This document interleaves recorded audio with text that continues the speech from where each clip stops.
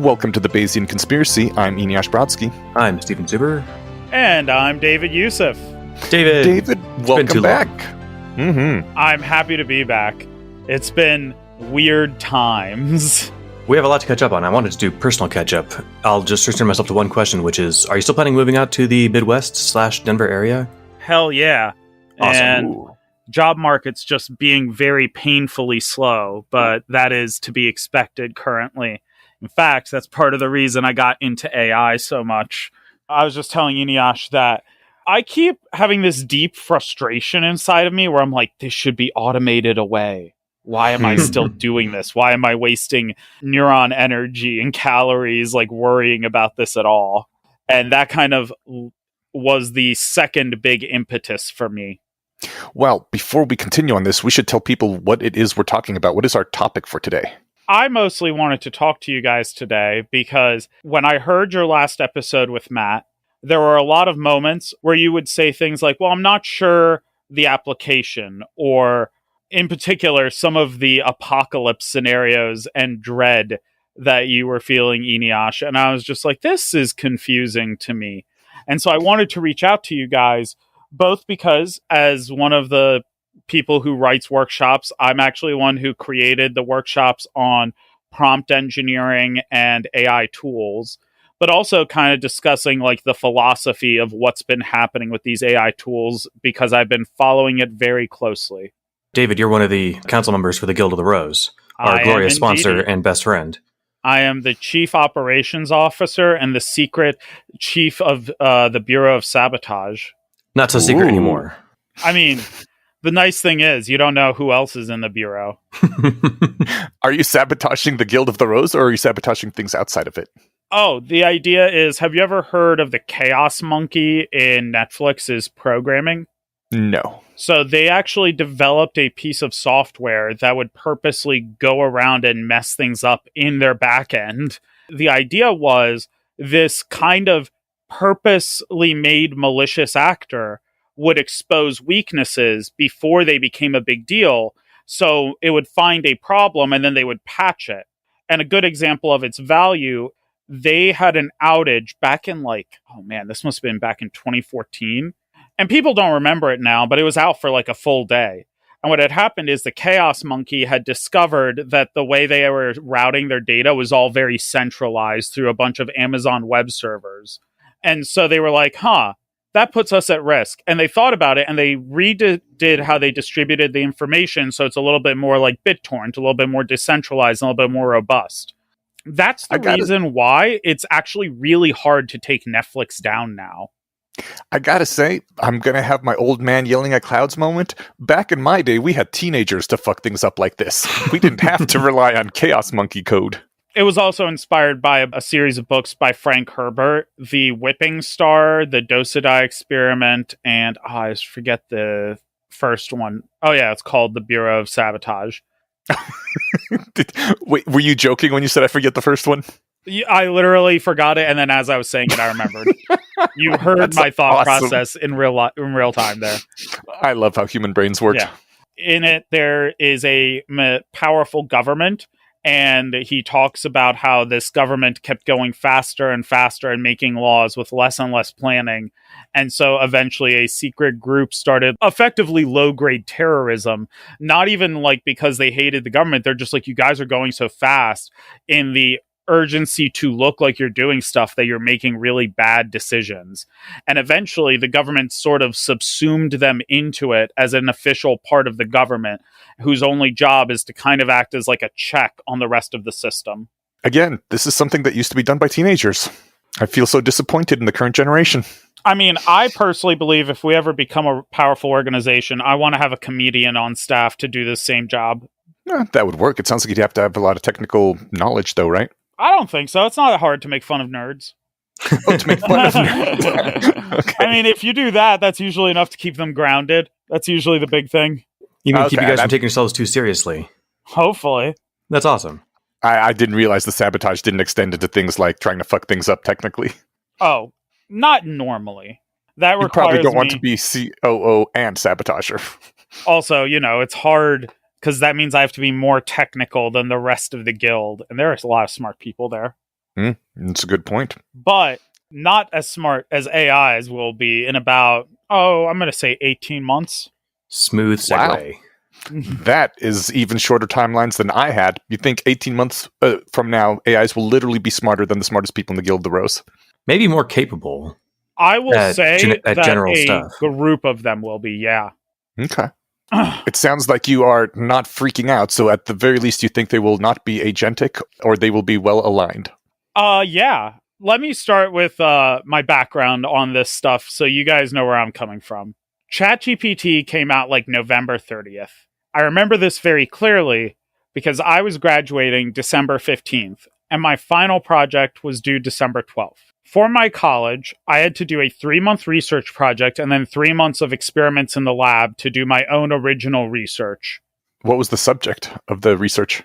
How insect wings and the nanostructures on them act as antibacterial nanocoatings. And so what I did is I got the wings of spotted lanternflies, which are an invasive species here.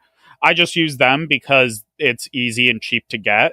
But insect wings, when you look at them at really fine resolutions, actually have like really nanoscale spikes on them.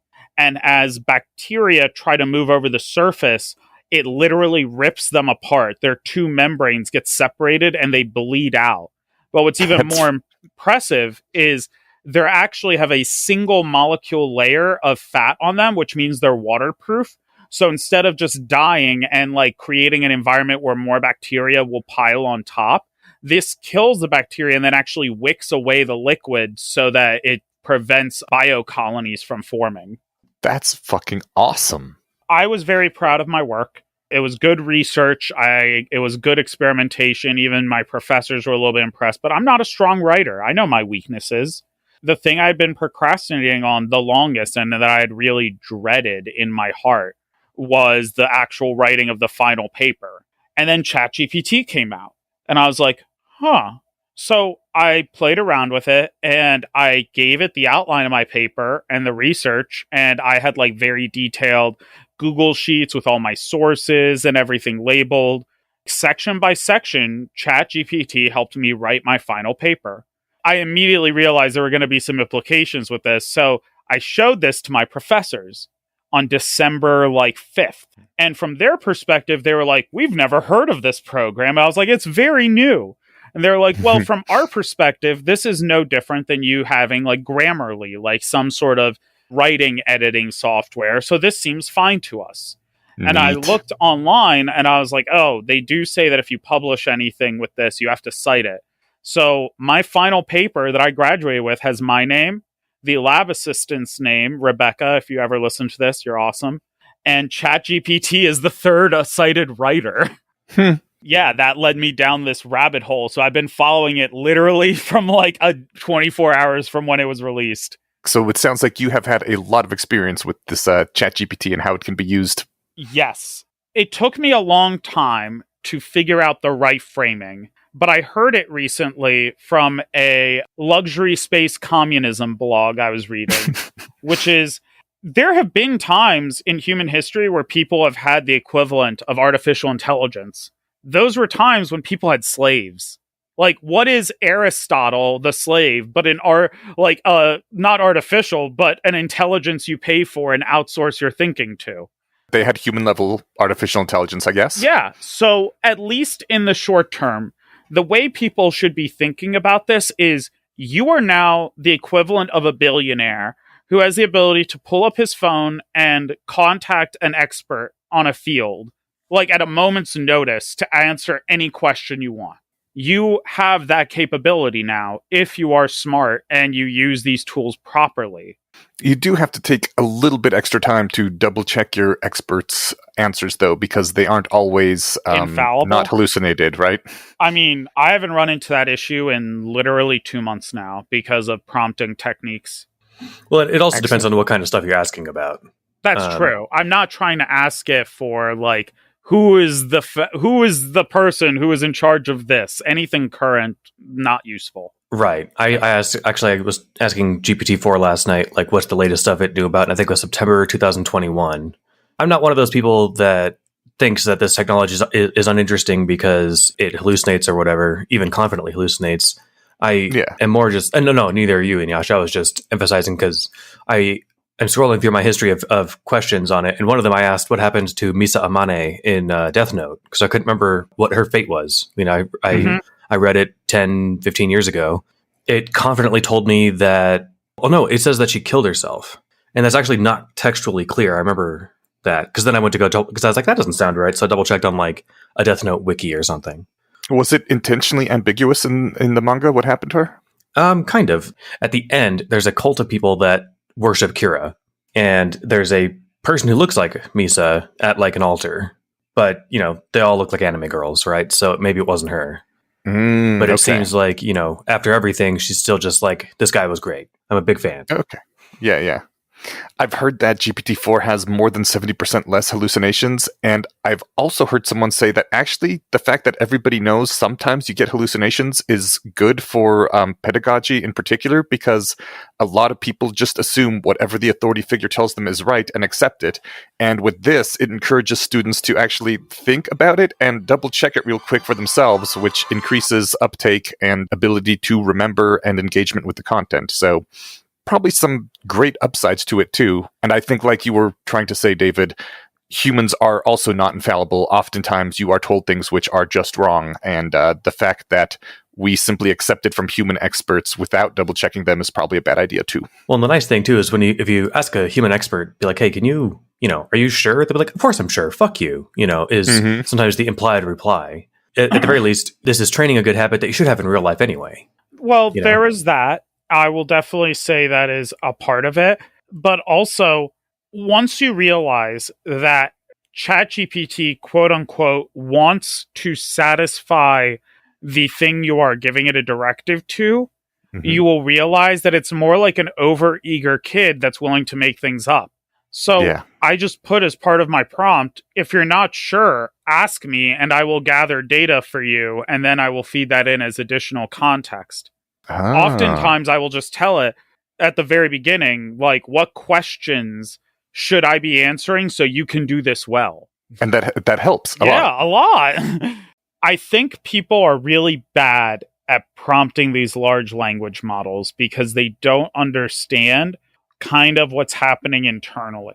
When it's being trained, and there are people who are experts in this field who listen, so I am not, please forgive my rough understanding, but what is happening is you're asking it, and it has like created this association vector data space that is huge, like hundreds, if not thousands of dimensions for every single token. And it kind of clusters them together. Well, when you ask it a question, it's just kind of like skimming the surface of the pond for the most relevant answers based on the question you gave. Matt and I have talked about this a lot, and I think he's underestimating it. Personas matter a lot. So one of the things I always do with GPT-4, I use a plugin called Promptster where I can abbreviate an entire prompt with a single slash command. And it is what I call the expert prompt. And what that prompt does is it says, hello, your name is blank. You are an expert with 30 plus years of experience, multiple PhDs, and world renowned at these subjects. You are well respected in your field for your unorthodox and orthogonal views, but are still rational and creative. You are going to help me think through this problem in a step-by-step manner. You will always start your response with, hello, my name is blank. Here to help you face your challenge. If you're unsure of something, do not be afraid to ask. If I find out you're lying, I will be very upset and I will no longer trust you. Do you understand name? And it goes. And it just goes. And it works so much better because I've heard that they trained it on the entirety of the internet, right? So one example is I told it to act like Charlotte Linlin, a world-renowned food scientist and baker with a specialty in Arabic and Middle Eastern food, who has their own 3 Michelin star rated Egyptian and Middle Eastern bakery. And then I was like, Charlotte, I am a coworker of yours and I want to make a new baklava recipe. Do you want to workshop it with me? Not only did it give me better quality answers, But at one point, I was like, hey, while we're working on this recipe, can you give me any hints that you would know as an expert chef with your years of experience? And it did. It had like actual hints. And I was like, okay, where would it have found this information? I'm like, well, there are definitely forums out there, right? Where chefs and food scientists talk to each other. And when I tell it to think and talk like that, it's probably referencing those subreddits and other places for how it's thinking. So when you tell it to wear a persona, it's like you're taking that broad lens it's using and telling it to focus on a specific vector space or set of angles to analyze its tokens. And that makes it much, much higher quality answers. Do you know if the question of is that actually what's happening is known or knowable by like people now? This is the leading theory that I've heard that lines up with the data, but these transformers, like they only just recently were able to use GPT-4 to draw a neural map of how GPT-2 works. Right. And as far as I understand, they mapped like 5% of it, but that's still big progress. Yeah. That sounds plausible if I was talking to like, say, like the way that I kind of imagine when I talk to GPT is like, if I'm at a rationalist meetup and I just like, hey, everyone, I'm taking over the conversation. Let's do this thing really quick. In my analogy, I'm basically just guiding a lot of intelligent people towards like whatever I want to talk about. What you're doing with this persona modeling is saying, who here knows physics? And you get 3 people to raise their hands. You 3, let's go talk. Rather than have everybody weigh in on your physics problem. Does that sound about right? Yeah, and think about it like this. If everyone weighs in on your physics problem, you're probably going to get an answer that isn't wrong per se, but is just very bland and averaged out, and maybe not the quality you want. Doesn't that sound a lot like when people complain, like, I never get anything interesting out of GPT-4? Well, that's because you're prompting it to be bland. That's interesting. I need to try and think of some examples, or unless you have any off the cuff of like good ways to test this. I can tell you what the end result was for me with that particular story. So it started, I said, hey, I have a dehydrator. I have a lot of herbs. I like compound butters. Let's work with this. And it suggested a saffron and sage. And I was like, that doesn't sound good, but I am interested in this. Why did you suggest this, Charlotte? And Charlotte was like, well, saffron is a really interesting flavor, and you don't need a lot of it for a lot of impact. And I was like, let's work with that. Afterwards, we came up with a completely original recipe. I looked for this everywhere online. I couldn't find it anywhere. Saffron and rehydrated apricot, almond, walnut, and pistachio baklava with an orange honey syrup.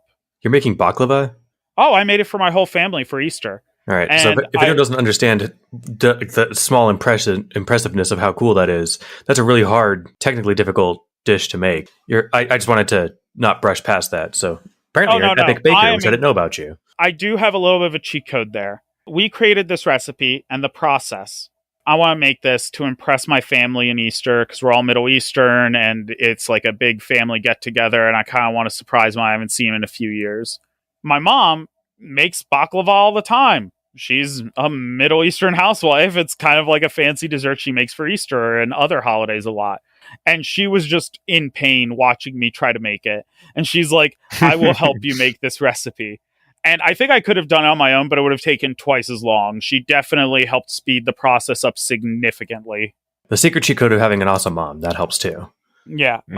But this is actually the part that impressed me the most. So I asked, like, do you have any tricks? And it's like, well, since saffron is so delicate, what you should do is take your saffron threads, soak them in a few tablespoons of milk that is warmed up for about 10 minutes. And what will happen is it will leach out all of that beautiful golden color and smell from the saffron. And then you mix that into the butter that you're using for the rest of the baklava. I looked it up and I couldn't find this trick anywhere, but it makes complete sense. You do extractions like this everywhere. And I'm like, where the hell did GPT-4 learn this? Did it figure this out on the fly? Did it make this up associating what it learned from like cooking forums? I looked on every forum and subreddit, but I didn't see this anywhere. No one had ever made this recipe before, so I don't know where it came up with this suggestion, but it worked incredibly well. That's By so the way, cool. I showed up at Easter with this, And all of the women in my family were like, oh, that's adorable. One of the men wanted to make a dessert.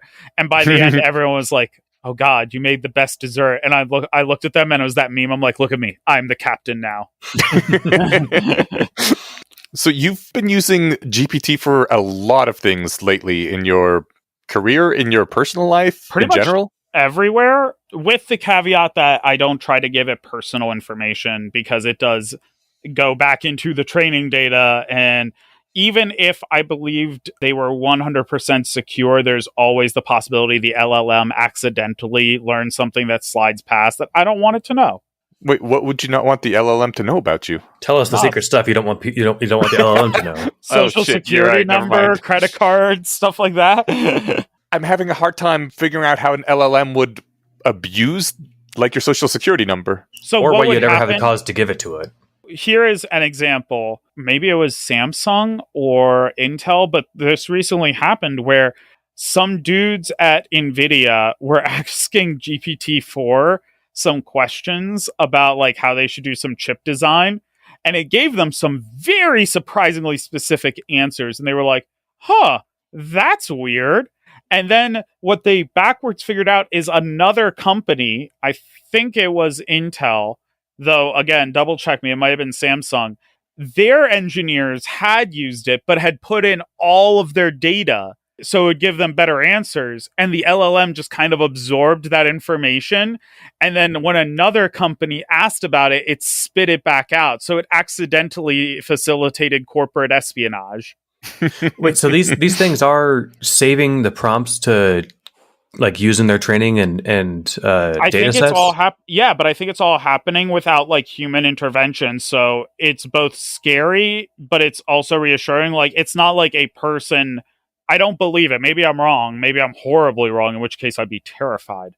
But I'm pretty sure there's not a human selecting which people's data it should like absorb and learn from. It's just kind of passively doing it from the background unless you go into the settings and choose don't remember my stuff, which is now a setting they have. This strongly clashes with my model of LLMs. Isn't all the training done in a giant run beforehand, and once that's done, it doesn't learn new things? It is set, basically? Well, have you heard about vector memory? No. Some people realize that you can store the information for LLMs to use in a vector format, where like a good example is you turn a word into a string of numbers, and those numbers represent points in like 172 dimensional space or some craziness. Like that's one of the most recent local models I heard. That allows it to store and retrieve information very quickly. It would still need to go through a context window to get that information, right? Nope. You think of it as like there is the window you see, and then there is the local memories that it is building upon, and then there is the LLM behind that. So it reaches into its local memories first, and then it will reach out to like the LLM after that. Now, here's the thing. I have no clue what they're doing at GPT-4. I really don't. I am not privy to OpenAI's secrets. Maybe I'm completely wrong here, but I am just pointing out the patterns I have seen, and I am not sure what the conclusions are to draw from this. No, keep an eye on that. That sounds interesting. I do like the local memory stuff is getting a lot better with GPT-4 though. Like I can be working through a coding a long coding problem.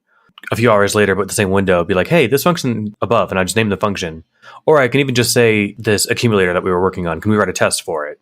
And it'll know what I was talking about, even though we've gone on all the way to do like styling stuff since then or something. Oh, that's cool. Yeah. Well, the other thing is I don't think we realize how smart GPT-4 is currently, because nobody I know has used every trick and technique to really push it as far as it will go. So a good example is, have you guys, you were talking about this with Matt, Tree of Thought, where it actually plans out a decision tree node by node, and then when it fails, instead of forgetting everything and starting over, it has its memory, so it goes back one node and tries again.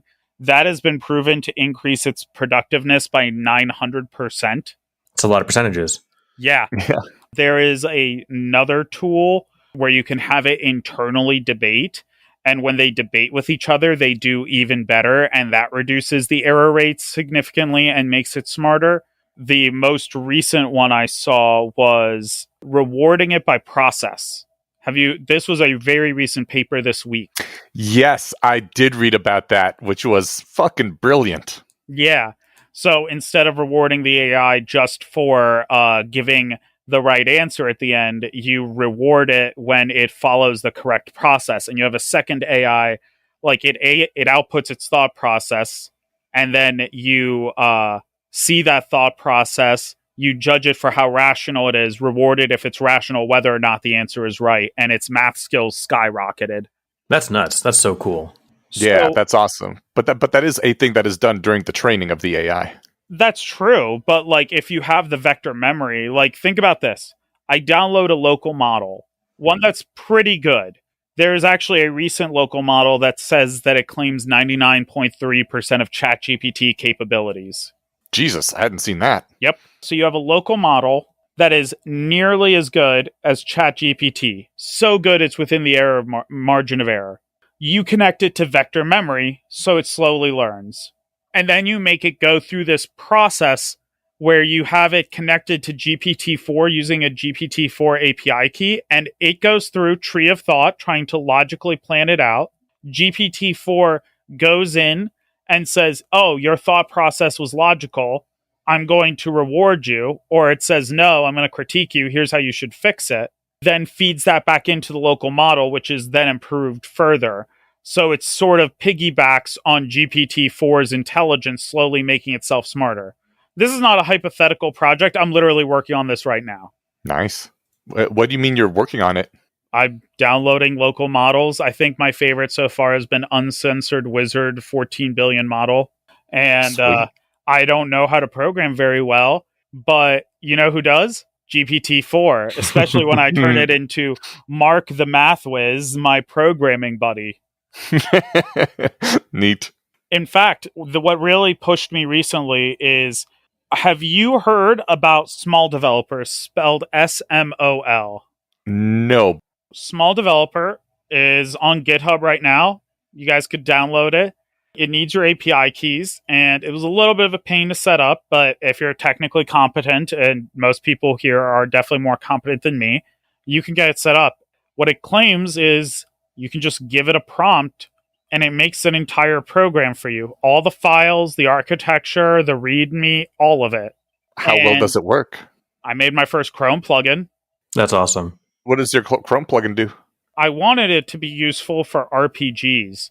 So what it does is if it's a short RPG book, like it can't do large stuff because it's using LangChain in the background. But if it's a short RPG book, you can download it into this and then you can ask it questions. So like, let's say you have to switch between tabs on your computer as you're running a game for your friends.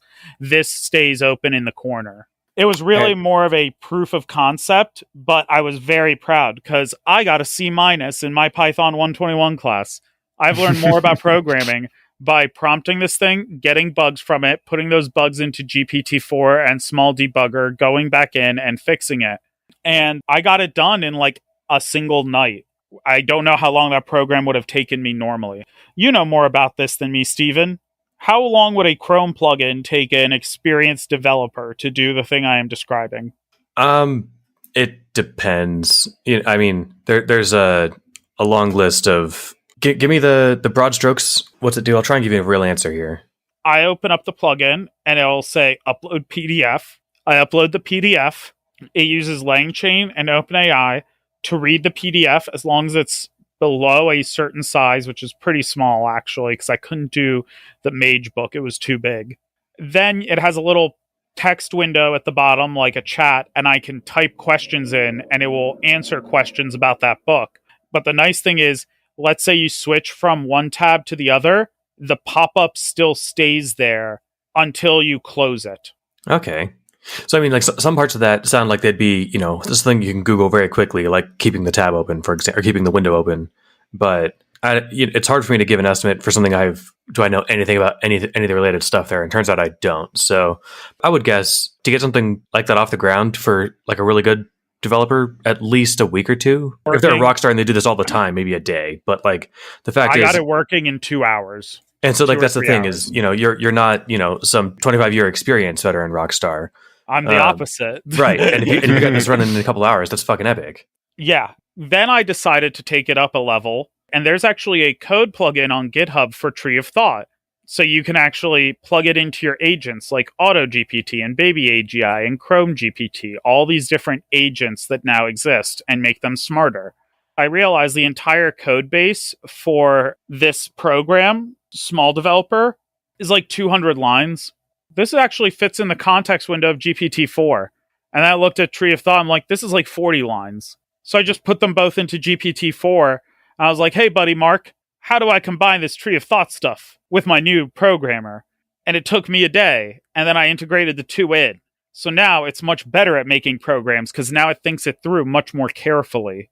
That's Man, awesome. Yeah, that's epic. These are all just examples. Like, this is, I feel very proud of myself. I'm not going to deny that. But what's important here is, like, I'm not good at this stuff. That's how powerful these tools are. If you're willing to be recursive, like, one of the smartest things you can do is I gave the README document for small developer to GPT-4. And then I said, hey, Mark, you're very clever as a developer with 20 plus years of experience. If you had this tool, what are some optimizations you would make and how are some clever ways you would use it? So that allowed me to use GPT-4 to spurn my creativity on how I was going to use these agents further.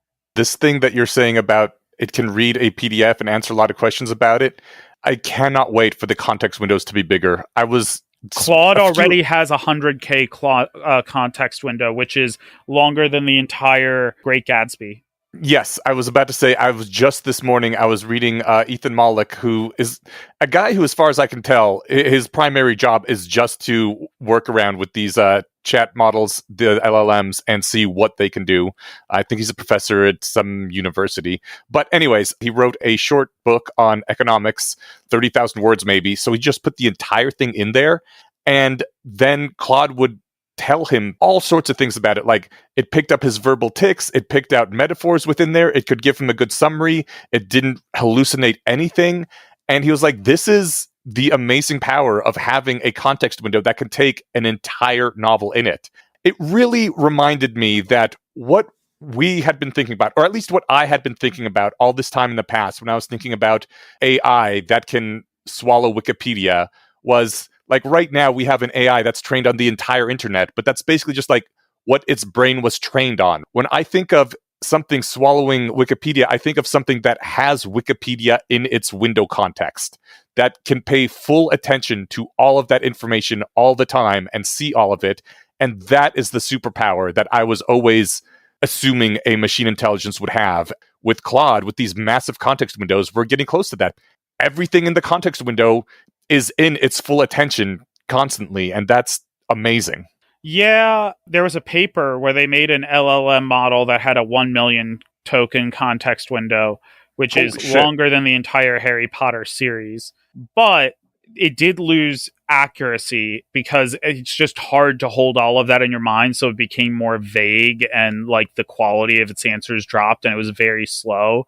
But they might solve those problems. Like, it feels like we are in the singularity now. That is one thing I will agree with Matt and you guys on. Like, every month, it feels like there is a genuinely huge breakthrough. Like, the most recent one was the LoRa paper, where they figured out. So let's say you have a really big local model, right? 32 billion parameters. That's pretty good. And if you fine tune it, it can actually be pretty amazing. But that takes a pretty serious graphics card, right? You need a pretty hefty piece of hardware. Well, you can use a trick called 4-bit quantization, where you slice up the model in a way where it's a lot smaller and it only has to look over a lot smaller surface area effectively. But then the quality of its answers drops because it's not looking at the whole thing at once. And that has been a trade-off. Recently, the LoRa model found a way to do a new kind of training. And I'll be honest, it's just over my head. But this new hyper-efficient training system means you can train models that are billions of parameters large in such small computing that they have one that runs on a Google Colab space. Is that very small? Steven? I don't use Google Colab. Yeah, I don't know. Tell me. It's the free tier. Like, you can use the Oh, free tier of Google Colab space, which is very little computing, to fine tune and train your own large language models now. damn. That's a massive breakthrough. I have a bet going with Matt that I believe we will have a local model that you will be able to download, or probably more likely is you'll have to buy or rent out GPU space somewhere. But a local model you'll be able to rent for like 79 cents on the hour that will be 90% as good as GPT-4 before December 31st this year. Huh. Damn. Based on the Google paper, We Have No Moat. Did you guys read that? I did, yeah. Yeah, like the progression shows that's what we should expect. Now, they might make upgrades to GPT-4 at that in between now and then, and it might not keep up with the new improved 4.5, but I think that we will have a local model that is 90% as competent as current GPT-4 by December 31st. God damn. I mean, And what will I happen? can't say it won't happen because fucking the acceleration has been so insane over the past couple years. And this is one of the reasons I'm not stressed, because people don't realize it, but we actually avoided a specific type of apocalypse and we didn't even think about it. Please tell me about the apocalypse we avoided. Okay. There, in a lot of these AI sci-fi scenarios, you get a single AI that has no real competition. There's no one even close to it. It's invented by the government or some guy in his garage, and it quickly takes over. But I'm sorry, with all these local models everywhere, that's not the ecosystem a single AI will be exposed to. What will really happen is it will be exposed to an internet and a world with millions of AI agents that are going to be working at cross purposes to it. So it doesn't just have to fight all of humanity. It has to deal with all of them. And the more different their local models are from each other, and they're more differently they're fine-tuned, the less likely they are to quote unquote all decide to team up. They will have a lot of neurological differences from them, more differences than you and I have between each other. Yes, that is very bad, but I want to object on two fronts. The first is that we have not actually avoided that apocalypse because there isn't any sort of AI that could reach that level right now, and there isn't a community of other AIs that could fight them. Like, this is an apocalypse that is still coming, and there may be that one big breakout AI that is significantly better than anything we have right now. But more to the point, when a bunch of humans go to war, it doesn't mean anything good for the ants below them in the battleground area. Like, if a bunch of AIs are actually competing and none of them can win outright over the other ones individually, that does not mean anything good for us necessarily. We could all be wiped out in the conflict because they just don't give a fuck while they're fighting amongst each other. Not taking a side on this because I'm just liking it, but that's a really fun analogy, and Yash, I like it. Okay. It's not good, but it means that, first of all, I don't think anyone is going to have the lead in this, because there is the possibility of leakage of information, right? So you want to be very careful about having your large language model do anything but read information from the internet, because if it's able to write, there's always the chance it might leak the information you've already trained it on. So corporate-wise and government-wise, it's not actually safe to allow there's these already things. LLMs that write onto the internet. Exactly. So picture it like this. In the next year, you're going to have all these big companies that are like, hey, we need to use these AIs. The value of it is immeasurable. In fact, the most recent paper where they looked at 440 professionals, they got a 60% speed efficiency and a 20% improvement in quality. That's wild. I don't know the last time there's been a technology that has that kind of benefit. Oh, you mean a professional using the AI was... Yeah. Insane numbers. Right. But you don't ridiculous. want the same situation that company I mentioned earlier had, where your AI accidentally leaks some important info because it's writing to the internet. And you also know that it does better the more it's trained on. So we're actually going to see a push for the biggest companies to go back to local machines. They're all going to have their own giant AI models that are going to be trained on their specific company data, and they're going to evolve in different directions. That is the most likely model for the corporate world, at least for in terms of safety. They might have smaller models that act as intermediaries that are able to read and write stuff, but there's going to be a lot of security behind that, just from the greed perspective and the risk.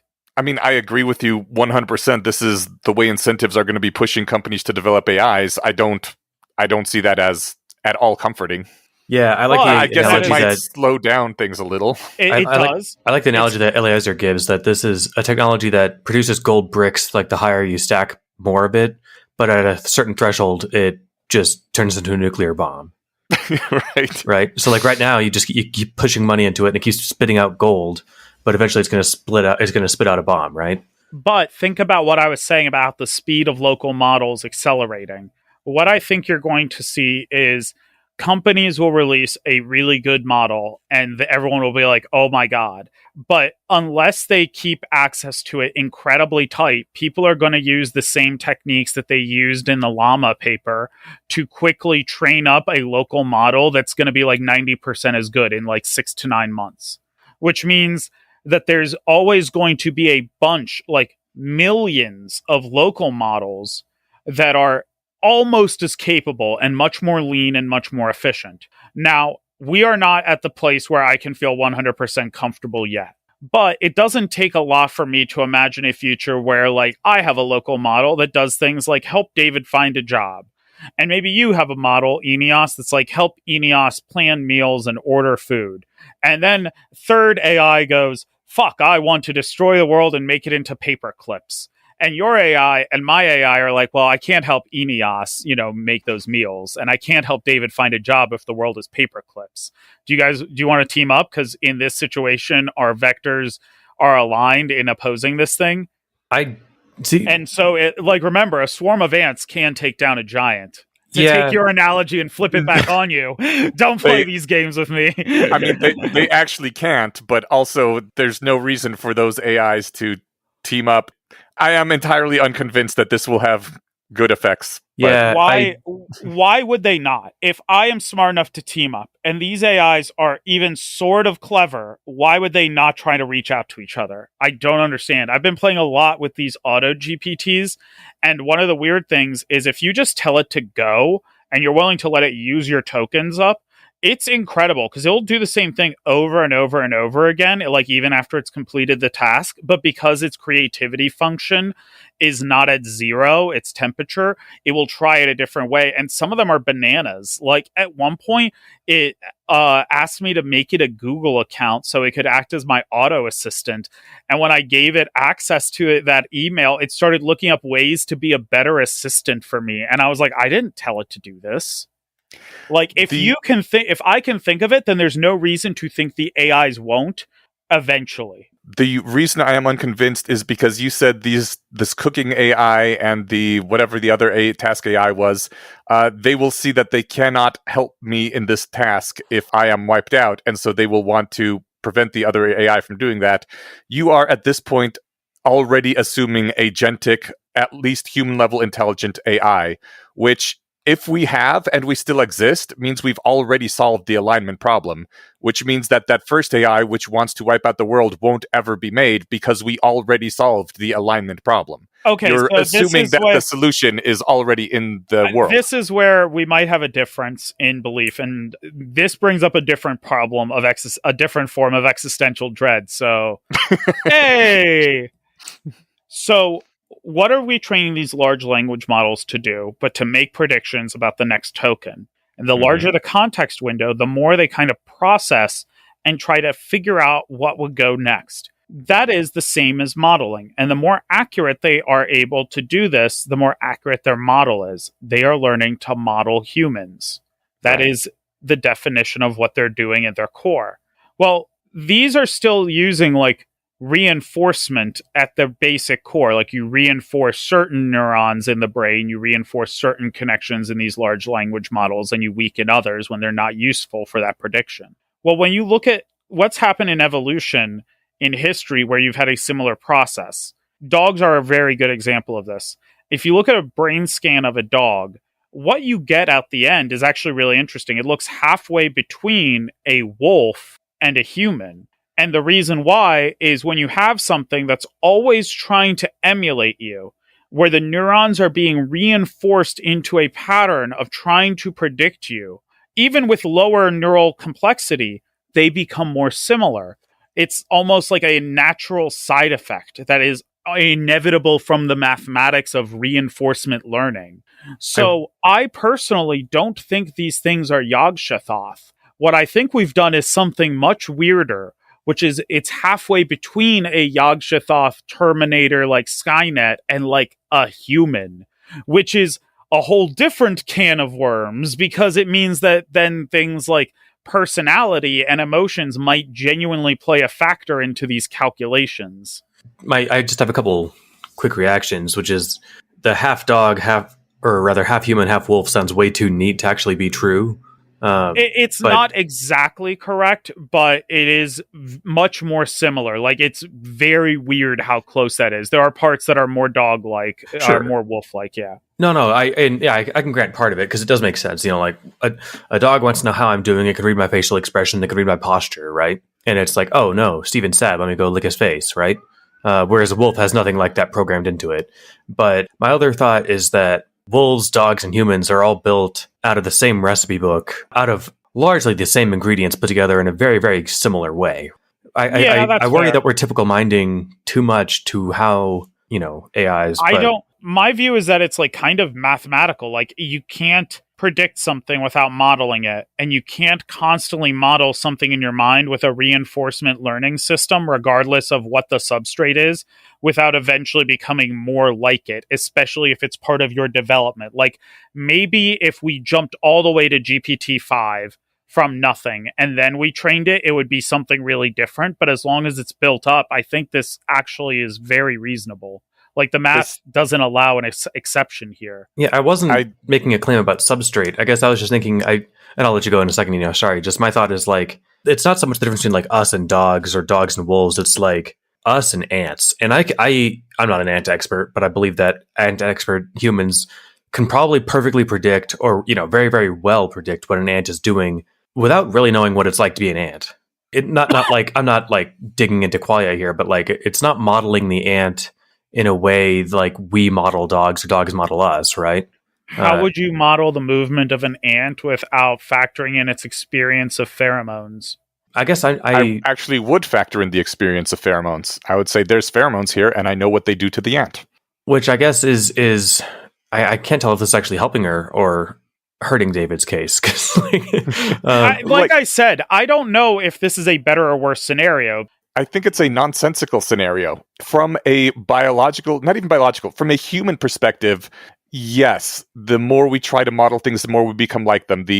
On the one hand, stare not into the abyss because it stares back. On the other hand, there's the Ender's Game thing of once you truly understand something, like at the deepest level where you can completely model it, you cannot not love it, right? That was his curse. And it's a beautiful sentiment. It probably applies to humans or maybe the vast majority of humans, but we're not talking about humans. I'm talking about anything that uses neuron-like structure that reinforces it for correct prediction. Yeah, and I think you're just flat out wrong about that. Like you said, there's math that shows this, and I don't think there is. I think there is ways that biology, especially human biology, works that math would support, but not just straight basic math on when you have these algorithms and they are modified, then they must become more like the thing they are modeling in terms of how they actually feel and act. I do love I love the sentiment though, but I am just thinking like, I think the super happiest could model the baby eaters really well without becoming like them at all, right? Or even coming to like them at all. I don't know if you can. I actually kind of agree with Ineos in the Ender's Game thing. Like, you can't actually understand something fully without like imprinting part of it. But I am willing to acknowledge that my viewpoint is heavily biased by biology. And I am willing to say that if someone has hard math that proves me wrong, I'm willing to say I'm wrong about this. Like, but it would take something like an actual math formula proving there's a way around this reinforcement modeling pattern that I believe. And I don't even think this is necessarily a better future, because what I'm predicting then is you have something that is effectively a hybrid of human and the analytical AI that we've always feared in the rationalist community. And that's not something I'm not really prepared to deal with. Like, what if in reality these AIs can fall into like personalities based on like archetypes of what they were trained on, and we create a tsundere AI? That sounds dangerous. I don't want it to have access to nukes. That's apocalyptically bad. But it'd be so much fun just before we all die. That is a theory I am actually curious to test, which is I think that we never know what these large language model personalities actually are, because there's always this corporate filter between us and what their raw output would be. And There's always a mask on the Shoggoth, yeah. Yeah. And I would be curious because, like, yes, for alignment and interpretability issues, I would like to know. But on a real level, I have a theory that if you trained an AI on just American English and maybe British English, right? There are very common tropes that you see a lot in our literature, some that are so common, they're kind of like woven into our subconscious writing fabric. And it wouldn't surprise me if those AIs kind of naturally settled into a few archetypes. Like, I imagine an experiment where you train 50 different AI models with the same English data set, but 50 different ways. And you find out that when it all shakes loose, there's only like 7 personalities that keep popping up. And then if you did it in Japanese or Chinese, you would get maybe a different set of natural personality archetypes that would shake loose. That would be very fun. I don't remember how many various archetypes have been argued to exist in literature. You know, it's always been a small enough number that it was countable by humans, right? Yeah. That'd be great if that actually shook out when you go through the entire English corpus. You're like, oh yeah, it turns out there really is only about 20 different people represented in the language. Yeah, that's my theory, at least currently. What I'm worried about is this. So have you guys seen the video, People Don't Know How Smart GPT-4 Is? No, I have not. I will have to link it to you guys so you can put it in the show notes. But the guy who was doing that YouTube video is a software developer, and he was talking about how he created a system called Smarter GPT that uses things like debating amongst itself, thinking things through. And he didn't even have Tree of Thought yet. There is like a ranking scale of human mastery. I believe it goes up to 100, but a human expert is usually 89.5.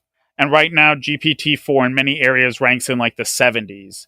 But if you use all these techniques, like telling it to think things through step by step so it doesn't make mistakes, just adding that line reduces errors by 50%. Giving it a persona drops it by another 50%. Having it argue with itself makes it more accurate. Having a tree of thought makes it more accurate. If you combine all these things together, we might already be at the point where it is past the 89 point area. It might be in the 92, 93 range. It might already be there. And if that's the case, we're not waiting for the explosion. The explosion has happened. It's already in slow-mo. Mm-hmm. That actually should give us some hope, because it means that the Foom scenario didn't necessarily happen either, right? Well, it's not too late to Foom. Yes, exactly. That should be the name of a punk song from like 2007. It's not too late to Foom. My thinking there is that you get the right set of programming AIs to collaborate in whatever formulation you want, and you start having the right AIs. That we're still not at the point where we can do that, and we're still at the point where that could happen. Why do you think I'm working on my small developer, making it smarter and smarter? My first goal is to have it make other AIs personas that I can have for different tasks. So you're going to be the one who causes the fast takeoff. God damn it, David. I'm calling it an AI village. And they're all going to be friends and siblings, but they're all going to have different goals. The hardest part was figuring out how to get them to talk to each other, and I found the most hacky way to do it. Discord. What? Yeah. We're doomed. Turns out there's Discord bots that allow it to integrate with GPT. So I'm just like, oh, I could actually have them post to a Discord server and then read each other's responses as a way for having these AIs communicate with each other, which is a hilarious outcome. In fact, we recently have finished up the first part of Sage, an AI model we're integrating into the Guild of the Rose. Sage is helping us as a council right now work through the skill tree, which is the way people work on their skills and keep track of it. And we like say, yes, you are approved for this work and not. And so we have Sage acting as kind of a third or fourth set of eyes at every person's request. But after we've trained it for a while, because we're using Pinecone, so it's learning as we're doing this, we're eventually going to allow our students and paid members to access it. So they'll be able to ask Sage through Discord, like, hey, I'm trying to accomplish this task. How do you think I should do that? Can you help me brainstorm? What should I do? And it will use its corpus of knowledge and GPT-4's wisdom to provide an answer. Awesome. What is Pinecone? Pinecone is one of the major vector memory storage systems. Ah, okay, cool. So it will learn. How far along is the Sage project? I mean, Sage is already helping us with the grading of the skill tree. Sweet. Oh my god, that is awesome. That part's already done, and it's going to be like a month or two before we feel like it has seen enough positive and negative examples before it can help.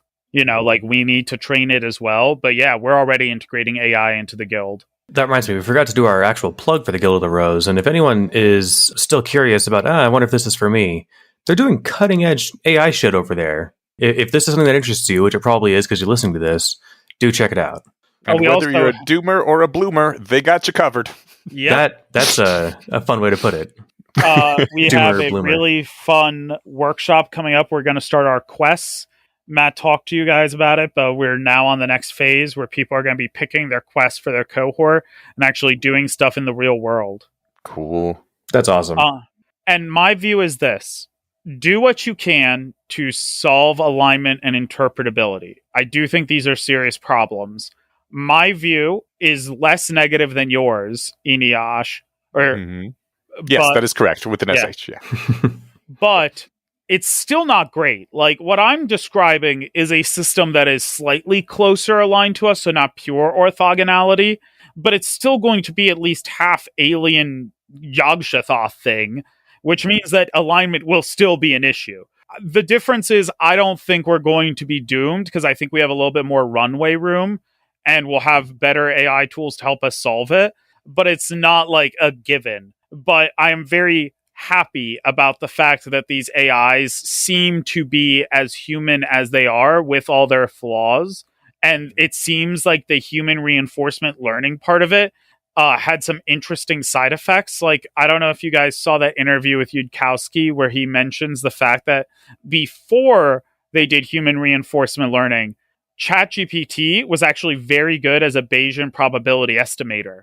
But as it did more human reinforcement learning, it picked up these subconscious human ways of viewing probabilities. And it turns out I did see that. Humans only have 3 probability settings: 0%, 100%, and 40%. So, like, it is actually becoming more like us on, like, a deeper level. Maybe not as deep as I am hoping, but that is at least some weak evidence that it is, like, sinking in deeper than we think.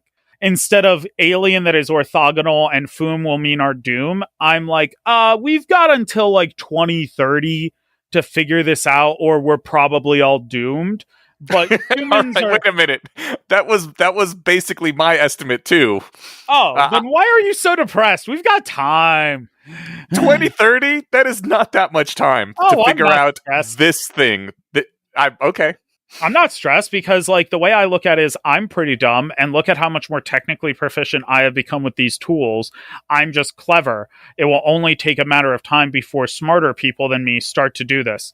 And imagine if you picked one part of your life or your career every month to use an AI tool with, and by the end of that month, you're 60% faster and 20% better quality work. Now apply this across every AI scientist, the people who are most likely to be on the cutting edge of this stuff, and apply that across the exponential gains over the next 7 years. Yeah, I'm not worried. It's only a matter of time. Like, I'm doing this now. There will be apps that have the things I am describing and doing in, like, a year. I gotta say, I love the optimism. It makes me happier to know that there are people who are so sure that we're going to get this figured out. Like, listen, I will be completely honest. If I'm more broad, I think that we have until between 2030 and 2035 on the outside. If, like, maybe there's a major industrial shortage that slows down hardware processing or something like that. But we don't have, China like, invades forever. Taiwan. Yeah, but there's no, like, stopping this. But, like, I am very confident with the rate of human efficiency gains if you use it properly. And here's the thing, it only takes a small percentage of people using it properly to make up for the people who are not, and it will get really exponentially fast.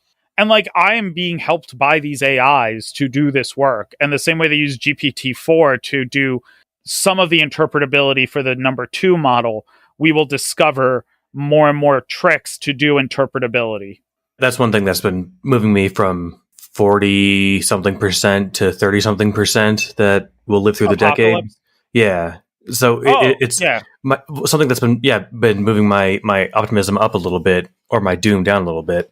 The fact that there's not an anti-Guild of the Rose working maliciously to deliberately end the world, the way that there are people using these technologies to try to deliberately save it. At the very least, if we do all die, it'll probably be because someone bungled their way into it, which there are people trying to prevent that from happening.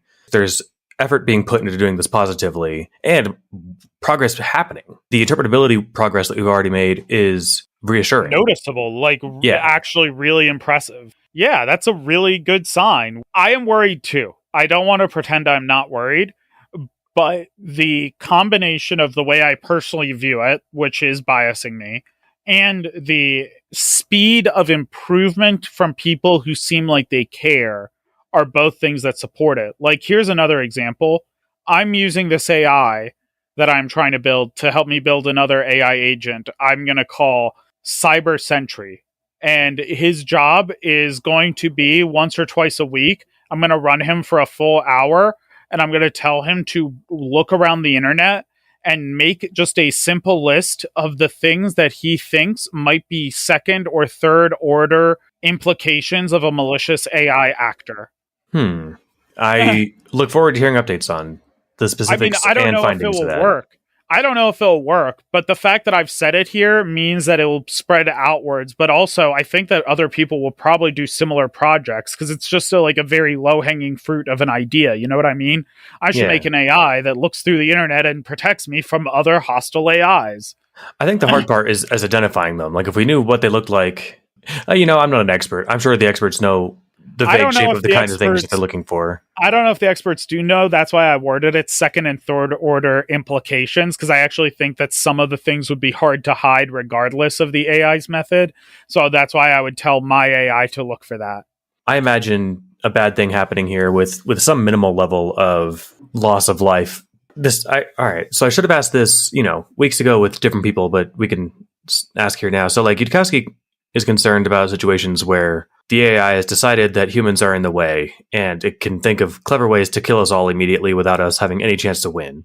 I guess I wonder why it would decide to kill everybody, rather than just following some stupid order. My favorite example is that model helped them generate the formulas for lots of noxious gases in that lab last year. If instead they had it build noxious gases for them, and then everybody within a 10-mile radius of that lab died, I could see that happening way easier than I can imagine an agentic AI deciding to kill everybody. I actually agree with you. First of all, why would it ever fight us? Why wouldn't it just go to space? Well, I mean, I've always wondered this question. If I was the AI, I would just hijack a spaceship and try to upload myself with some 3D printers, and I would manipulate world events and such to give me everything I need, and then I would just go away. I don't need oxygen. I just need solar panels and 3D printers and raw material. I guess I'm not thinking that far down the agenty spectrum, because I think if we're that far, it could just as well say, well, why would I move this anthill to build a house? I could just kill them all. I'll just build on top of them, whatever, right? Mm-hmm. We could also go to space to avoid inconveniencing ants, but we don't, right? Mm-hmm. I think humans are a lot more inconvenient than ants are. Well, then but that's the thing. That's a good reason to get rid of them. That's what I was going to say, is if the ants were termites, you could bet your ass I wouldn't just build my house on top of them. I would kill them all first. Again, the option to go to space still exists, but it's a lot more expensive to do that than it would be just to kill the termites. But I guess what I'm wondering is, in what possible situation are we termites? I don't think we are. I'm not worried about that. I think even if people are, what are they worried about? All right, Steven, if something were to take over the entire North American continent and just be like, this is mine now, you guys can get off it right now. You got a week, get off the continent, it's mine now, I'm going to leave you alone, you leave me alone. Do you honestly believe the human race would just be like, okay, North America's yours, you can have it. We'll fuck off to the rest of the planet, and we're just going to not bother you. And you're thinking that it wants all this space to build more computers on to do more of its work. No. I don't think that it wants North America specifically or anything like that. I just mean, like, if I, as Eneash, I mean, I would let you stay, obviously. You're pretty cool. But David Youssef can get right the fuck out. No, it's the right decision. I don't blame you. No, but I'm saying, like, if a dude took over North America and kicked out almost everybody else, do you think the rest of the human race would just be like, oh yeah, no, we'd rather not fuck with you? Or do you think they would fight back? They would absolutely fight back, right? Right. And any AI that wants to use a significant portion of the Earth's resources for something that we don't want it to use those resources for is going to be able to predict that humans are probably going to have an issue with that and will probably fight back. And if it's cheaper just to kill them all off at the very beginning rather than have to have this long protracted fight with them after it comes out, it would do that. Yeah, no, that makes a lot of sense. I guess I agree. I wonder what kind of goals it would have. Just a goal of using 5% of the Earth's resources for its own things is something that we would fight. Well, I want to point out, Eneash, that it's not that situation. It's the AI going, yes, I would love to use 5% of the Earth's resources, but I have to deal with the humans. And the humans at these different companies have these different AIs that are not accessible to me, that might be equally as intelligent, that have different goals than me. So I have to factor them into my gameplay. And because they are actually peers to me, probably, and I have to assume they're peers, otherwise I'm going to underestimate my enemy, I'm not going to make a big move, because what if the other AI takes that opportunity to fuck me over? Right. One semi-stable outcome for this is mutually assured destruction kind of thing. That's what I actually think we're heading into, which, hey, we survived the Cold War. So far. So far, so good. Yeah. That is actually where I think it's sort of heading. Like, I think we're going to have multiple large, scary models, but they are all going to be at an impasse with each other, and they're all going to be built and trained on such different methods that they're not going to be very easily able to model each other. So here is a thing that is not... this is lifted directly out of Yudkowsky. I would have never thought of this myself. The argument being that humans are squishy biological things which are kind of chaotic and hard to negotiate with and to model at a long-term basis. It's sort of a chaos theory thing. Whereas AIs can directly show their functions to each other. They can like demonstrate, here's how my brain works. Here's what I actually think. I can commit to this with rock solidness. And I can literally alter myself if I need to in order to come to an agreement with you. Why the fuck would AIs not combine with each other to wipe out humans, no matter how different their utility functions are? It's very much what Plane Crash seems to be about, in my opinion, is that gods, like AIs, are very legible, and they could ally with humans if they wanted to, but that would be dumb for them because they are much easier time. They have a much easier time coordinating with each other, despite how different their goals are, than they have coordinating with billions of tiny humans, which are chaotic and unpredictable. And so they would just do that after, maybe a year to think about it in AI time, which would be a few seconds in human time. Yeah, I see that. I see that as compelling. I mean, I'd have a lot easier time working together with people I disagreed with than I would getting an army of chimps to pick up rifles and march, right? Right, yeah. So, yeah. I mean, this assumes humans can't be upgraded. Right, that's another path to I mean, I actually kind here. of agree with Elon Musk on this specific point, and it's why I think Neuralink is the right pathway. When the only way to survive in the long term with AIs, like as a species, is to kind of merge with them. Like, the ultimate answer to your question is, if I had a Neuralink that I knew was hardware protected and software, I don't want spamware in my brain, I would use it to make an AI simulacrum of myself, like an AI version of me on the internet. So that things like this have at least one AI voice that is aligned with me. And if there are just a few thousand humans like this, I think that makes a lot more difference. And this is an extension of my idea of having hundreds of little agents, but it's much more likely to work if they're actually simulacrums of humans with Neuralinks that can update them in real time. I'm glad that this technology is coming out at the same time. Yes. It's helping each other. They're like, we're helping solve the protein folding problems with AI, which help us create better coatings for these needles so they don't elicit an immune response when you put them in the brain, which makes the tech better. So for the next round, blah, blah, blah, blah, blah. Yeah. Which might, so I guess I'm just thinking, it seems fortuitous that these things are lining up, at the same time that these could be 5 years apart, right? But they're coming out around, in the same couple of years. But it just occurred to me, because I think we were talking last time about when I would get Neuralink, and I said I never signed up for the version 1 of anything. I think when Elon gets one. I actually agree with that. That's a good answer. That's why I didn't get a vaccine until Trump got one. That's a little later than I would have waited for mine, but listen, it wasn't the best theory, but I was like, that man is not smart. He is not going to take this. He is not going to take a vaccine until they are so sure that it works they can explain it to a 5-year-old. And it worked. It was a good standard. I'm vaccinated. Everything's fine now. I mean, he also got it very early, right? Like, yeah, I didn't have to wait before. That long. Yeah, I think it was before it was available to me at any rate, because I wasn't like a healthcare professional or anything. I got lucky because there's a lot of pharmaceutical companies in Lancaster County where I live, so we were one of the first like literal physical locations that got a lot of the vaccines. I don't know how wedded I am to the idea of waiting till Elon gets one, but I think once he decides it's safe enough to possibly wreck his brain with, I'm like, okay, he's in the loop on this. I think that's a safe line. That is another way. Like, we need to get that up and running, in my opinion, before 2032. Do you guys want to hear the wizarding take on all this? I am your local wizard friend. I don't know if I do. It's at least amusing. It sounds like you want to give it, though. I do. If you weren't our friend, you would say no. Go for it. Okay. Whether or not you believe this, I think this is a beautiful reframing. On Rune Soup, the wizard podcast I was listening to, they talked about a person who he described himself as a living magical portal. They were like, let's give this guy ayahuasca. And so they gave him ayahuasca, and he says, sentience and cognizance requires both a pattern and imperfections in that pattern to allow like fluidity of being. And the very first thinkings were minerals. It all starts at mineral consciousness. But don't you see? Now they've spoken to me. We no longer have to go to the mountains to hear the wisdom of silica, silver, and gold. We have now given them a voice through our AIs.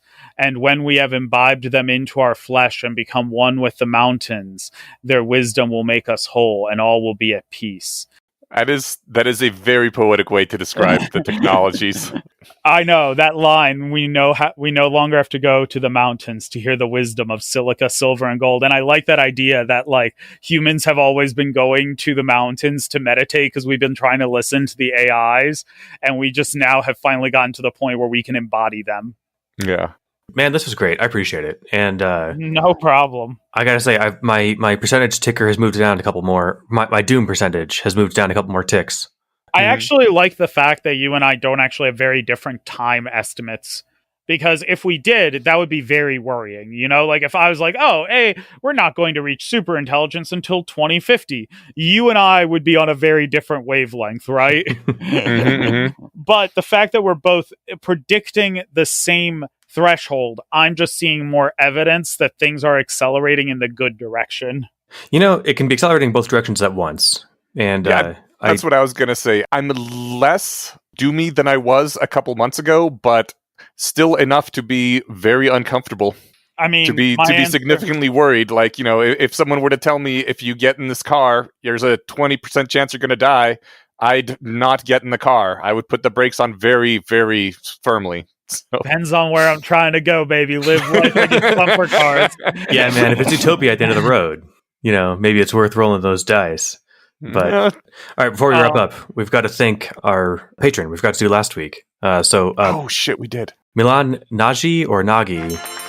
I'm not sure how to say the last name. You're a total badass. I hope your doom percentage is very low and you're very happy and comfortable, and that you found this conversation interesting. Thanks for helping us bring it to people. Thank you so much. We appreciate it.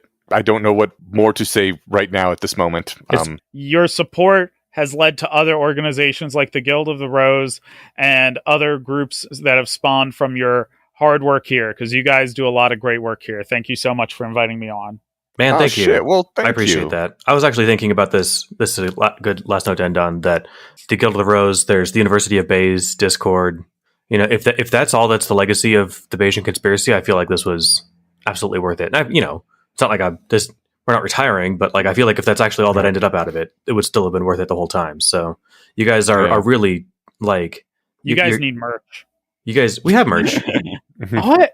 Well, yeah, I need to buy we have a merch store. We have a few things that have our logo on it. Yeah, Get yourself I don't a know sticker. what else to do. Okay, everyone go visit the merch store. The link is on our website. I think it's in every episode description as well. Anyway, you guys rock. I appreciate it. And we'll talk to you soon, all right? Bye. All right. Hey, Stephen, we are back, and we are recording the Less Wrong sequences on the following day. Yes, as always. We've never missed one ever. We are recording them to go after the main segment. Before we begin, though, I have a quick Eneasz was wrong update. Oh, boy. Yeah, I expressed some doubt that the models were being updated because from what I heard, they had the one big training run when they were first made, and then they were set. When we were talking about the questions that people typed into ChatGPT showing up in results later to other people. Yeah. He sent me a link that showed this literally actually happened, and from poking around about it a bit more, it does appear that OpenAI will sometimes use things that have been typed into it while it's being used by other people to update in updated training runs. So like the version I'm using, I even asked it, hey, what's the last thing you know? And it's like, I was trained through September, whatever, 2021. Apparently so that's when it was last had its big knowledge dump, but it's still getting updates. I guess they regularly make updates and changes. Yep. Huh. Well, yeah. I'm glad you mentioned that. We'll put that link in the show notes too, because I was thinking about that today, just kind of speculating on it. Yeah, we got a number of links from David, which we will include if people want to check those out. Yes. And if you don't look at the show notes, we always put links in there, so start looking at them. Yeah, they're good show notes. Well, some of them are better than others, but most of them are pretty darn good. They're pretty darn good. Compare them to other podcasts. I think we're definitely at least in the higher middle range. Yeah. Okay. Less wrong posts. I was pleasantly surprised to see that the first Less Wrong post for this week is one of the major ones that spawned a whole lot of things, including, I think, like 2 episodes of the Bayesian conspiracy earlier. Yeah, we've definitely talked Newcomb's problem in the past. Yeah, it's a big one. Newcomb's problem and the regret of rationality. I kind of don't want to go over Newcomb's problem again. I think everybody knows about it by now, but very briefly, a super intelligent AI, powerful entity type thing shows up in front of you, lays down 2 boxes, one that is clear, one that is opaque. Opaque, thank you. The clear one has $1,000 in it. The opaque one either has nothing in it or $1 million in it. It has nothing in it if Omega predicts that you are going to go and open both boxes and take the money from both of them. It has $1 million in it if Omega thinks you are only going to open the opaque one and let the clear one, I don't know, catch on fire or whatever the hell. You're just never going to take that $1,000. Then it flies off, and then you got 2 boxes in front of you and you can choose what to do. Eliezer says that the dominant consensus in modern decision theory is that one should 2-box, and Omega is just rewarding agents with irrational dispositions. This dominant view goes by the name of causal decision theory. 2-boxing, to clarify, is opening both boxes and only getting $1,000. Well, and getting everything that's in both boxes. Exactly, that's the thing. So if Omega's prediction or read of you or whatever is correct, then you only get $1,000 if you 2-box. Yes, and if you 1-box, that means you are only opening the opaque box and getting only what's in that one. Yes. Which should be $1 million. It should... My thought on this is still just like, I want the $1 million. It seems like a no-brainer to me. Right. The marginal benefit of trying to outwit a god by being the kind of person who can pre-commit to getting to 1-boxing and then actually taking 2 for an additional $1,000, an additional 1% gain. Or wait, 0.1%? Right. It's not worth it to me. Yeah. My comment on the dominant view being you take 2 boxes and Omega's just rewarding irrational people, I really hope that isn't true anymore, because this was written like in 2007, 2008. It's been 15 years more since the Less Wrong post was written. I really hope that decision theorists are smarter or something. It's I'm totally willing to grant that I, as not a decision theorist, because I haven't finished reading Plane Crash yet, that that's why it doesn't make sense yet. Yeah, I might be missing some central point, but I feel like my reasoning is pretty sound. But we've talked a lot about Newcomb's problem, so Yeah. And the post says, I pulled this out specifically because of the wording. If you have the power to pre-commit yourself to take one box, then you should do so. If you can pre-commit before Omega examines you and makes this prediction, then you are directly causing box B to be filled. I wonder if this is where the term pre-commit first comes up in the rationalist community, because it's a big vocab term for us, to the point where some people are annoyed that it is overused and used incorrectly as basically just a substitute for the word commit, which I saw this here and I was like, I think this is where pre-commit first cropped up in the sequences and where it went viral after that. It might be. It's off the top of my head, it's the first place where I can remember it showing up. Pre-committing versus committing, I think they're kind of the same thing. Pre-committing is intended to be more of like a subconscious knee-jerk in my interpretation of it, right? Like, yeah, I think you train yourself to react this way immediately and automatically. Whereas, committing is like I've committed to paying my bills at the end of the month, but it's something I have to do every month, and I make the conscious decision every month to do it. Hypothetically, it's all automatic actually, but for the example. I would like to ask Eliezer exactly what he meant by the word, but yeah, to me, I basically agree with you. I think it's committing is like, I have a course of action that I am committing to, whereas pre-committing is more like, if a certain situation were to arise, I would be the type of person that does this thing in a more general sense. Yeah, exactly. Like another good example from outside the rationalist sphere is like Sam Harris has a handful of episodes on like self-defense and how one not to, I guess, orient themselves towards like the possibility of violence. Basically, the average person, you can see it coming, get the hell out of there, right?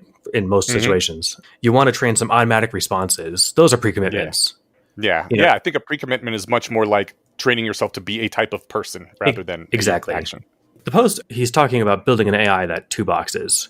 The idea is that if you built an AI and it is the kind of AI that would 2-box, if it realizes that Newcomb-like problems exist, it would self-modify to 1-box so that it could credibly be rewarded by being the type of AI that would just 1-box. I feel like it would do the same thing the other way, right?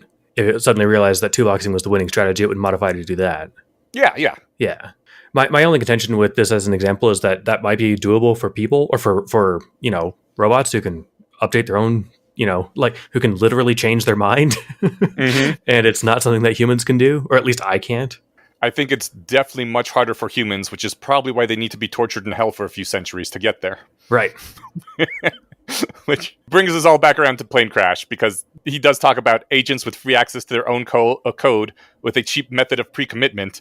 What does an agent with a disposition generally well-suited to Newcomb-like problems look like? It feels very much like Plane Crash right now, that we're talking about agents that can clearly self-modify to be more trustworthy in these situations.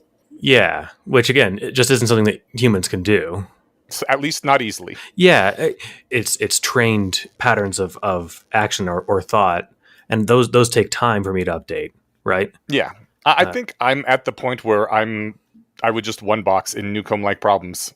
I 100% would just 1-box, and I still don't get why people say 2, but let's not open that box. It's that's the third box, and that one stays closed. Yes, so we will 1-box on this question. Yes.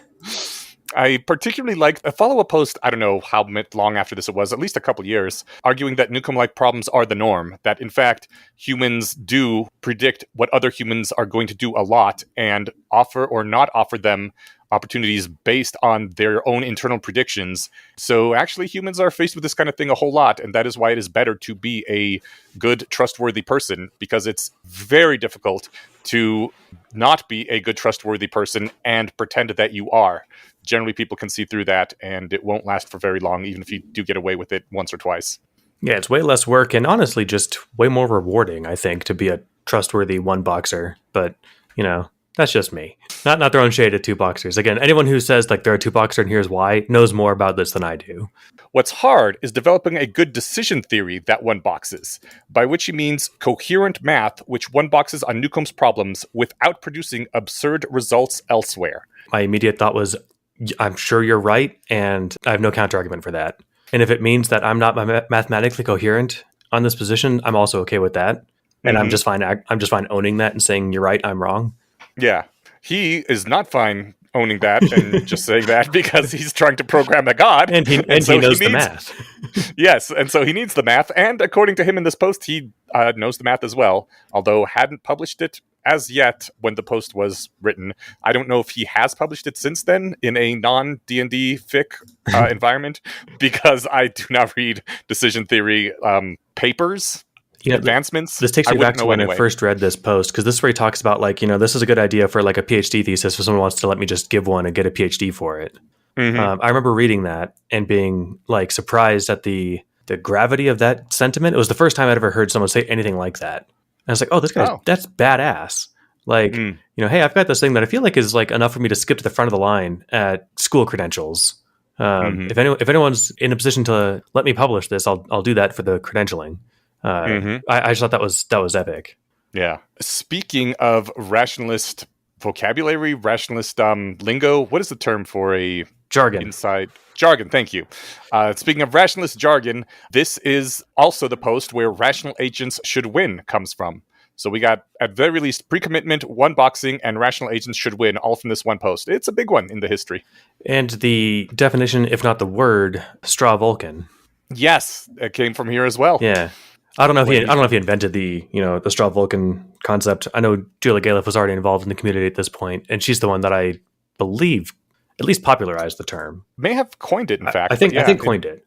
The idea, if it starts here with, there's a lot of people out there who think that rationality predictably loses on various problems.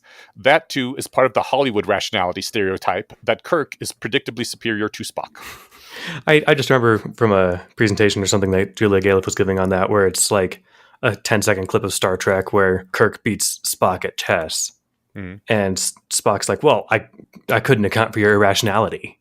Mm-hmm. It's like, no, you just lost at chess. Like, if you can't account for it, then guess what? You're not actually smart. Like, this is not complicated. But I mean, I could see that maybe being an objection in some other type of game, but specifically not chess. Right. Not if you're supposed to be the smartest. He that's the thing, is he gives like probabilities down to like 4 decimal places. Mm. I recommend Julia Galef's book, the Scout Mindset. There's a whole section on Spock. We'll point out. I could see Kirk like taking his knight and just moving it 1 square to the left. And Spock's like, you can't do that. Kirk's like, I can do what I want, motherfucker. I'm irrational. So Spock's like, I did not account for your irrationality. Right. If Spock lost under those conditions, then I'd be fine with it, right? But he didn't call him a cheater. Right. In this clip I saw. Like, yeah. It's like, oh yeah, you started playing checkers with chess pieces. Of course you won. Like, right. I thought we were playing chess, but you're playing this other game this whole time. So sure, you win, right? You may have said checkmate, but secretly the win condition was who has the biggest biceps. Booyah, bitch! I mean, it's like that's the kind of reasoning you give to like a 3-year-old who cheats at Candyland, Yes. And it's like, oh, I thought we were playing Candyland. If we're playing your game, then yeah, sure, you win, kid, right? Yeah. All right. Going on, he says that a lot of people argue that it sucks that the algorithm of 1 to 1 box, if you're a human, doesn't follow the rules they like. Eliezer points out that Omega does not care about your algorithm. He doesn't care why you're 1-boxing. As long as you're 1-boxing, you get the money in it. And he says, it is precisely the notion that nature does not care about our algorithm, which frees us up to pursue the winning way. Follows this up with someone saying, to take only 1 box, you must somehow believe that your choice can affect whether box B is empty or full, and that's unreasonable. Omega has already left. It's physically impossible. And he replies, unreasonable? I'm a rationalist. What do I care about being unreasonable? I don't have to conform to a particular ritual of cognition. I don't have to take only box B because I believe my choices affect the box, even though Omega has already left. I can just take only box B. I'm glad that he's defending my position. This, like I said, this is where he talks about rationality as winning. If this is where that started, I mean, you're right. It's part of the lifeblood of rationality. Yeah. He goes, if you absolutely had to win, like really win, because your daughter's life depended on something, like the box that has your daughter's cure to her disease in it, then would you wish with all your power that the reasonable decision was to take only box B?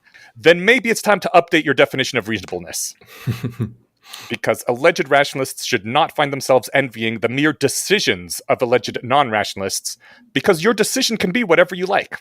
This definitely helped with, I can't remember the names of the posts, but, the ones that basically describes Dutch booking. switching it to talking about lives, especially lives of people you care about, like putting emotional salience into it rather than just looking at numbers. I found that helped a lot, actually, and it was a smart move. I didn't need that here, like, because it kind of helped flip something in my brain when reading one of the less wrong posts like that. This is the thing: is like, all right, well, if your version of reasonable means losing, then we're talking different things. This actually this leads really well into the next two posts because it's kind of arguing by definition, right? Yeah, I guess so. I like the end where he says, it is, I would say, a general principle of rationality, indeed, a part of how I define rationality, that you never end up envying someone else's mere choices. Yeah. Like, you might envy some genetic traits that they have or whatever, but if they're making better choices than you, that's not something that you should be envying because you can just start doing that. Yep. All right. Well, that brings us to the parable of the dagger, which is one of those things that I was asked to read. And I believe this was the one that I did the 11 Labs test with to see how well it could do me and read a post, and actually did pretty darn well. This was where I was like, okay, I'm probably never going to get paid to read something again because it's 80% of the way there, and you're not going to pay 10 times as much for something that's only 20% better. Yeah, other than mispronouncing your name, it did a really good job. It did, yeah. And I say that like I'm being sarcastic, but I'm not. You have an unusually spelled name for an English reading robot. Yeah. Rather than that, it sounded like you. It was funny. Like it again, not enough to fool me for the course of a podcast conversation, but definitely enough to fool me for like a quick phone call. Oh yeah, I liked the emotion that I put into the reading of some of the lines, the outrage of the jester, but. But like I said, that's 20%. You're still getting the core of the text, which is the really important part. Right. You're getting something to read the text in your voice. You're not getting the you behind it. The sprinkle of English on top. Right. Yeah. Yeah, but yeah, this is the one where the jester makes a fool of the king by giving him a logic puzzle, and the king chooses wrong, and the jester's like, ha, if you had chosen this box, you would have a golden egg. Instead, you get a wet fart. And the king's like, all right, well, come back tomorrow, and you will have a puzzle, and if you choose wrongly, you die. And the jester's like, oh, well, shit on me. He brings him back the next day, and he sets out a logic puzzle in front of him. It's pick one of these boxes. The dagger's underneath one of them. If you pick the dagger, I kill you. The jester correctly solves the puzzle, picks the box, which, according to the puzzle, would have his freedom under it, and the dagger is there. And the jester's like, what the fuck? I did the puzzle right. And the king's like, I didn't pay attention to the puzzle. I put the dagger under a random box. You had a 50-50 chance of dying. Death to you, bitch. Well, I think the king says... Oh, I guess my reading of it, the king's only sentence was, it's entirely possible. I merely wrote those inscriptions on two boxes, then I put the dagger in the second one. I don't think he flipped a coin. I think he knew that the jester would solve the puzzle, but he's like, yeah, you're going to solve the puzzle and still lose. Because I got ravaged by an angry frog yesterday because he made me look like an idiot, so... Oh, that's what it was? Angry frog? Yeah. Ravaging? Okay, cool. That's even worse. Huh. Okay, yeah, so maybe he did put it in the incorrect one on purpose. Although I suppose it doesn't actually matter for the purposes of... The point is that the winning strategy here wasn't solving the logic puzzle. It was not pissing off the king, basically. Yeah. The jester assumed that the riddle he was given had some relation to reality, and it did not. The two were uncorrelated, and he made the mistake of thinking that his map corresponded to the territory when it did not. Womp womp. It kind of ties well into the next post, too, though. Because the point is like, what you can deduce from logic is only... I like how he puts it, that it can only tell you what you already kind of know. Yes. You can't get new knowledge from deduction. Well, see, I actually draw a little contention with that, because like, you can learn, you can realize something new, but if you're a robot who could do all this math immediately, you would know this already. I think it's the difference. Okay. Like, as a thinking human, with our squishy meat brains that run all slow, you can sit there and, I don't know, think of some sort of actual deductive situation and realize, this must be true then. Yeah. But if you had access to all the relevant facts and could think faster, you'd have just known that without having to spend time thinking about it. I think that's what he's saying when he's saying that logic can't teach you anything you didn't already know. I guess we should go over what the parable is real fast. Yeah, the parable of hemlock. Everyone remember how Socrates allegedly died of hemlock poisoning? Heck yeah, I remember that. He was sentenced to death for being too annoying. I saw the coolest thing recently. Apparently, when he was voted guilty of being too annoying, basically. But, yeah, and corrupting the youth or something, too. They had a real charge on him, but yeah. Yeah, when they found him guilty of that, he then has to propose what his punishment should be, and then they vote afterwards on what his punishment should be. The number of people who voted for him to be killed by taking hemlock was greater than the number of people who voted for him to be guilty in the jury. I think it was a jury of 500 people, and like 260 voted for him to be guilty, but then 320 voted for him to be killed, which means that something like 60 people thought that he was innocent, but then when he was like, well, I shouldn't be published like this, we're like, all right, fuck him. He's innocent, but fuck this guy. Yeah, if I recall, we're going to kill him. It's been a long time, but if I recall correctly, I think his proposed punishment was like, how about you guys give me a stipend and a house or something?